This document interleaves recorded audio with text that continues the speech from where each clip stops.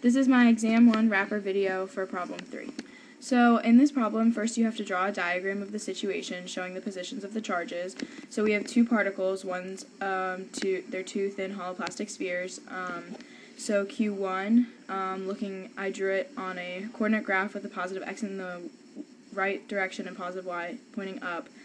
And the first sphere is drawn in the fourth quadrant based on its location, and same with the second sphere in the second quadrant based on its location. And so we know the distance between the two is going to be Q2 minus Q1, so that's that.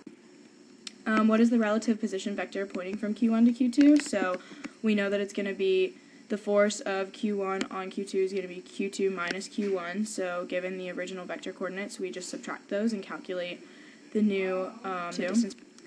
Then it says calculate a unit vector pointing in the direction of the electric force acting on Q2. So you divide that by the length of R, which you can calculate. We just find the magnitude by finding the square root of each component squared, and then that gives you R hat, which is the unit vector pointing in the direction of R.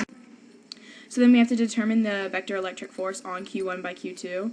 So we know the equation is 1 over 4 pi epsilon naught times Q1 times Q2 over the magnitude of R squared times R hat. And we know what R is from part B, which we just did, and we know what R hat is from part C, and we know what Q1 and Q2 are from the original problem. So therefore we just plug everything in and find out that the vector electric force on Q2 by Q1 is seen in the bottom right-hand corner of the screen here.